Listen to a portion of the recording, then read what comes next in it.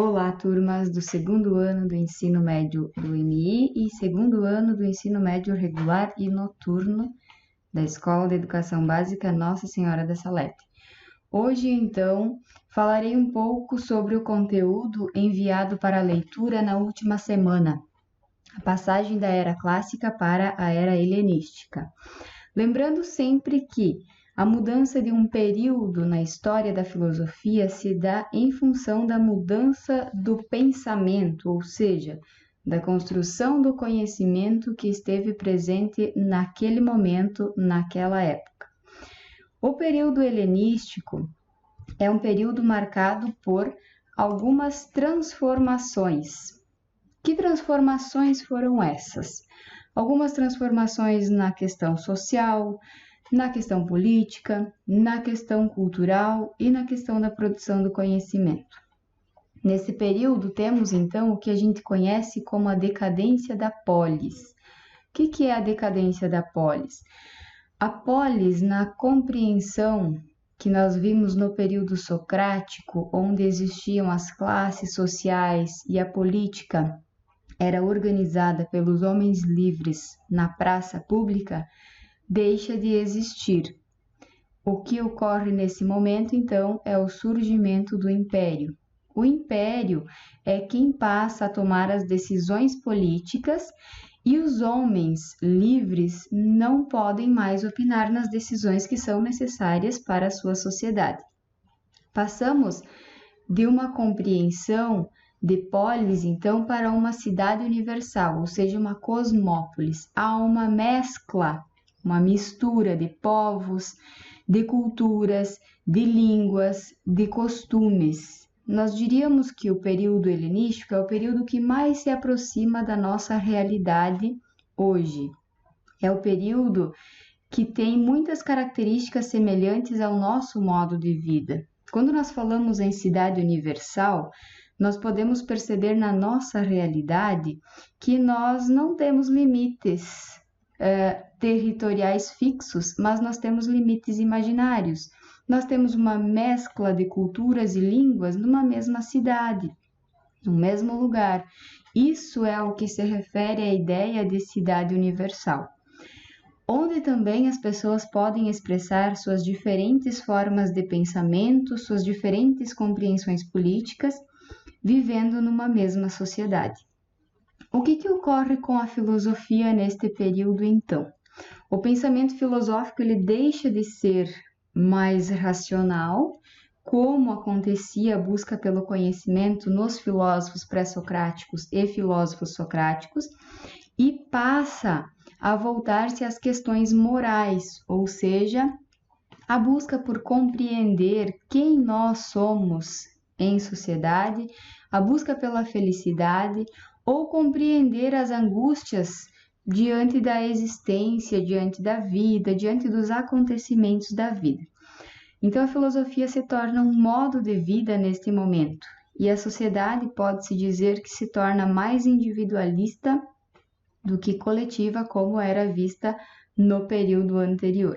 Então, a busca central neste período é pela ataraxia. O que significa a ataraxia? A busca pela felicidade. Os estoicos, os gregos, enfim, no período helenístico, eles diziam que a ataraxia era a imperturbabilidade da alma, ou seja, não deixar que nada perturbe o seu dia, perturbe a sua vida, perturbe a sua existência. Então, nós tivemos 4 escolas filosóficas existentes neste período. A primeira delas é o epicurismo, a busca pela felicidade e o prazer moderado diante da vida. Então, essas escolas filosóficas não são escolas como hoje, são escolas com ambientes físicos. Escolas filosóficas no período helenístico significam linhas de pensamento que foram importantes para a construção do conhecimento daquela época. Então, o epicurismo foi pensado a partir do Epicuro de Samos, que viveu aproximadamente no ano 341 a 270 a.C., e o Epicuro tinha como tema central da sua busca pelo conhecimento, o autocontrole, a temperança, a serenidade, o desejo que devia ser controlado para uma vida feliz e a serenidade diante dos acontecimentos que ajudariam a controlar a dor, as angústias, os sofrimentos. Então, Epicuro dizia que era necessário viver o momento, aproveitar a vida como ela é, não se preocupando com necessariamente o amanhã, no sentido de o que vai acontecer com o amanhã, mas saber aproveitar o hoje. E, segundo Epicuro, todos que desejam a paz de espírito têm o direito a esta paz de espírito e também têm condições de atingi-la, desde que se voltem para si mesmos, ou seja, desde que olhem para a sua interioridade, reflitam sobre a sua vida, sobre a sua existência.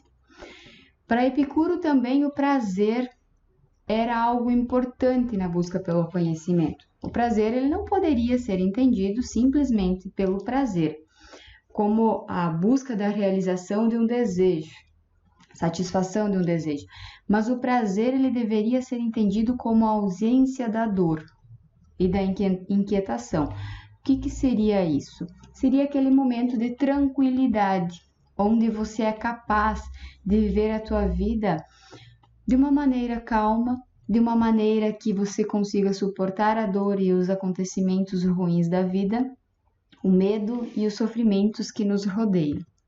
Epicuro também fala que existem formas de prazer que fazem parte do nosso dia a dia, e ele classifica esses prazeres como verdadeiros ou falsos, né? Os prazeres naturais e necessários. Todos nós precisamos comer, beber e dormir quando temos necessidade.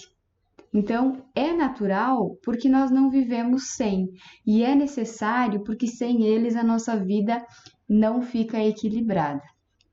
A segunda categoria são os prazeres naturais e não necessários. Natural por quê? Porque é natural da nossa espécie enquanto seres humanos. Beber água é natural. Beber vinho não é necessário. Comer em pratos sofisticados, segundo ele, são prazeres não necessários. Natural é você comer aquilo que sacia a tua fome ou aqueles ingredientes, aquelas substâncias necessárias para a tua existência, para a manutenção da tua vida. Dormir em lençóis de seda. Nós precisamos dormir, mas não precisa ser na melhor das camas, não precisa ser no melhor dos aposentos. Tendo a necessidade de dormir, nós dormimos em qualquer lugar. E a terceira categoria de prazer são os prazeres não naturais e nem necessários. O que são esses prazeres não naturais e nem necessários? São aquelas condições criadas pelo ser humano para melhorar o seu dia a dia ou trazer coisas para a sua existência. Por exemplo, luxo, a riqueza, fumar, usar drogas. São questões que nós podemos viver sem. Por exemplo, fumar. Fumar é uma invenção humana. Fumar é uma criação do ser humano em algum momento para buscar uma forma de prazer, mas que não é necessário. Por quê? Porque a gente vive sem. Então, além dessa questão dos prazeres, o Epicuro ainda afirma que enveredar, ou seja, voltar-se para a vida política, é desperdiçar o seu tempo. Então, o tempo do ser humano, aquele tempo livre, aquele tempo do seu dia a dia que às vezes você não tem uma obrigação a cumprir, ele deve ser investido no cuidado da própria alma, ou seja, cuidar-se de si. E aí é que ele vem com a questão da moderação e do equilíbrio.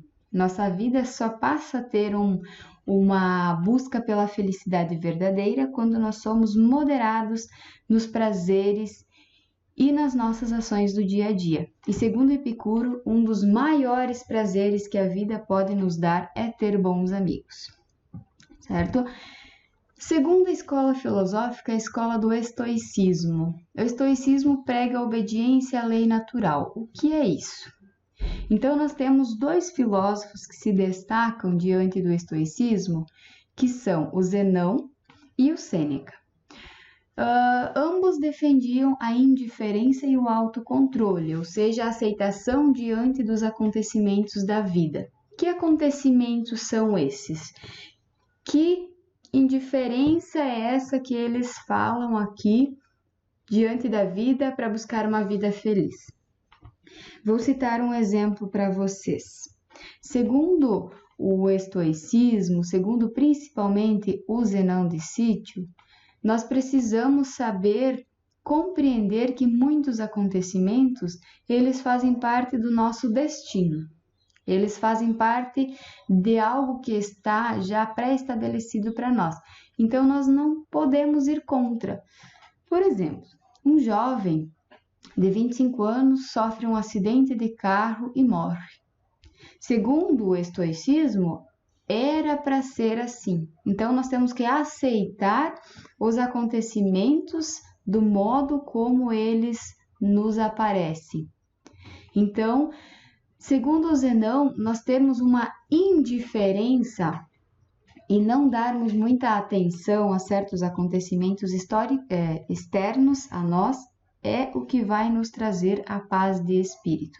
E eles pregam uma espécie de ética fatalista e determinista. Então, aquilo que eu acabei de citar, da questão de acreditar em destino, acreditar de que as coisas acontecem a nós no tempo que elas têm que acontecer, é uma forma de nós aceitarmos a vida como ela é. Nós não questionarmos os fatos que acontecem a nós. Então, para isso, para que nós possamos aceitar a vida como ela é, ou que nós possamos compreender essa lei natural da própria vida humana, o Zenão ele afirma que é necessário ter 3 virtudes. A primeira é a inteligência, ou seja, conhecer, discernir entre o bem e o mal, entre o certo e o errado, entre o que se pode ou não se pode fazer em sociedade. A segunda virtude seria a coragem, o conhecimento do que deve ser temido ou não. O conhecimento daquilo que é necessário para nós vivermos ou aquilo que nós precisamos nos afastar. E a terceira é a justiça, dar a cada um o que lhe é devido. Ou seja, se alguém fez algo diante de si, que, segundo o estoicismo, seja tratado de acordo com aquilo que fez. É uma espécie de justiça na compreensão humana e não mais dos deuses como se pretendia na mitologia, por exemplo. Embora essa questão ainda não esteja em legislações específicas.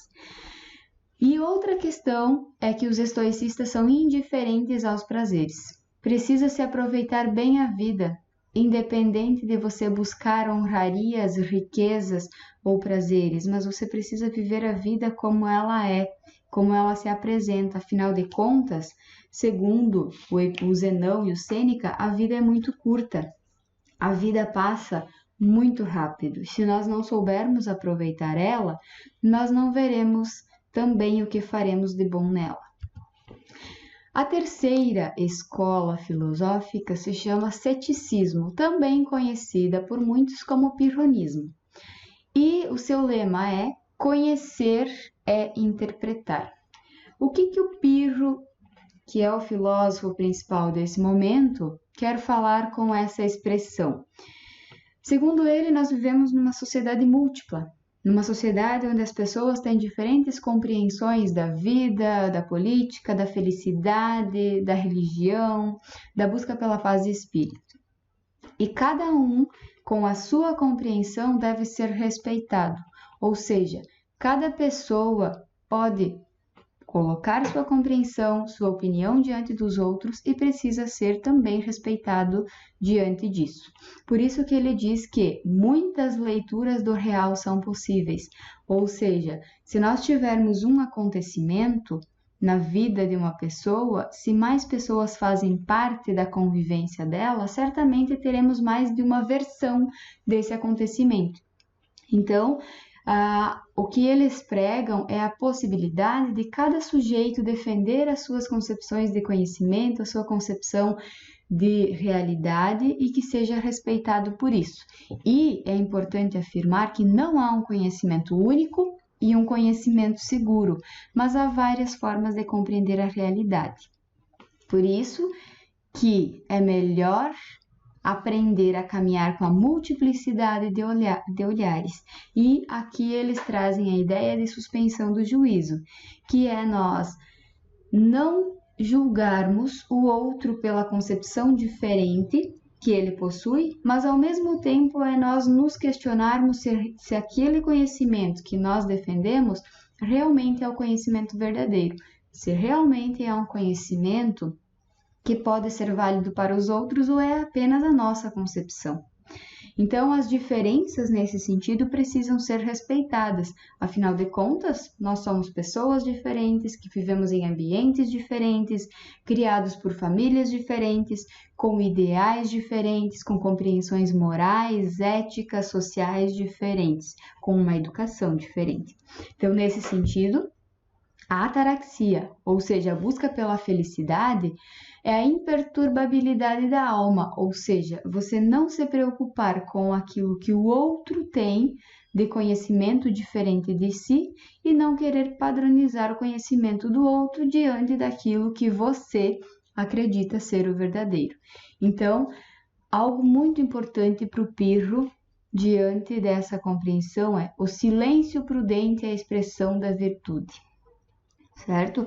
Então, os céticos, nesse momento, são aqueles que aceitam a opinião dos outros, são aqueles que aceitam as diferentes formas de conhecimento, não querendo impor o seu conhecimento como único e verdadeiro. E a quarta escola filosófica do período helenístico é o cinismo. E o cinismo tem como lema viver como um cão. De onde é que vem essa expressão e quem é o principal filósofo dessa corrente filosófica? Diógenes de Sinope é o principal filósofo que se destaca nessa escola filosófica, ou nessa corrente filosófica, e ele é considerado o criador do cinismo.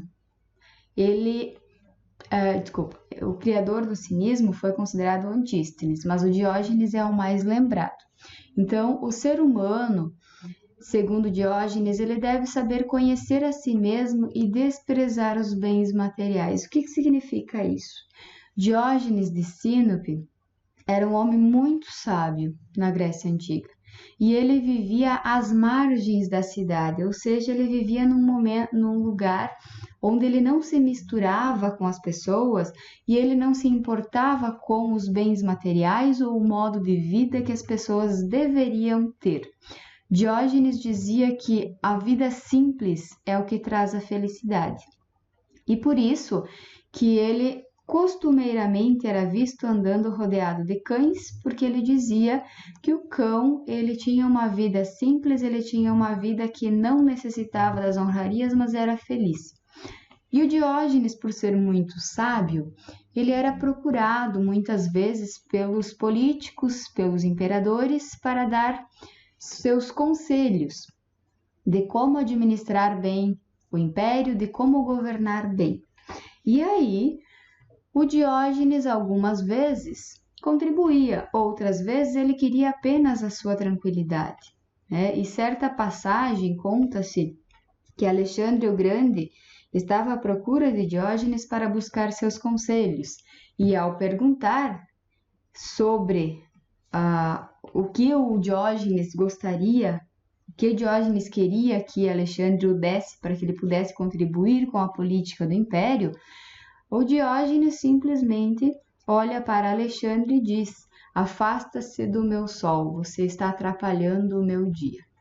O meu dia no sentido de aquele momento de prazer diante do sol, aquele momento de tranquilidade, aquele momento em que ele não queria ser perturbado por alguém ou por algo que lhe trouxesse alguma preocupação. Diógenes também costumava ser visto conversando sozinho com estátuas na Grécia Antiga. E quando questionado, ele dizia que ele preferia o silêncio das estátuas do que às vezes a ignorância dos homens, e que ele estava acostumado com o silêncio. Então, o Diógenes ele prega um modelo de vida de total desapego, de total total liberdade de buscar a felicidade por uma vida simples diante da natureza e desprezando todos os prazeres que às vezes são importantes para outras pessoas. Então, com isso, Diógenes questionava os valores que eram impostos pela sociedade, ou seja, o modo de vida que era considerado um modo de viver certo ou melhor para ter uma aparência diante da sociedade. E o Diógenes, ele morava num barril, não se importava com o que pensavam dele. Por isso que alguns pensadores, alguns filósofos, quando escrevem sobre Diógenes, acabam comparando-o com o personagem Chaves. Sim, o personagem do seriado Chaves também leva uma vida simples, uma vida tranquila, uma vida despreocupada e também mora num barril. Então, nesse sentido, o Diógenes ele se considerava um cidadão do mundo. Ele não se dizia um cidadão apenas de um lugar só, mas que o mundo era uma possibilidade gigantesca para ele. Então, essas 4 escolas filosóficas, elas demonstram de um modo ou de outro como que o cidadão, como que as pessoas deveriam buscar a felicidade e buscar a paz de espírito no período helenístico. E aqui eu tenho uma sugestão de livro para quem tiver interesse. É um livro de bolso, um livro bem pequenininho.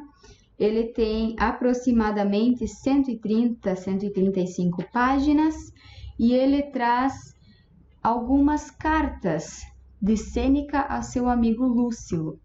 E eles falam sobre vários temas relevantes, várias questões que são importantes para a vida, como a boa companhia, as amizades, a sabedoria, a morte, o bem viver, a importância do ler e do escrever, o consolo, enfim. Eu trouxe 2 pequenos fragmentos aqui para vocês.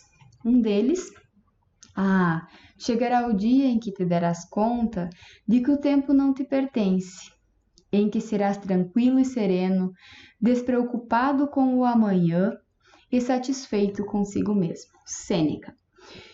Ensina-me que o valor da vida não está na sua duração, mas no uso que dela pode ser feito. Quem viveu muito, muitas vezes viveu pouco. Sêneca também. Se alguém tiver interesse,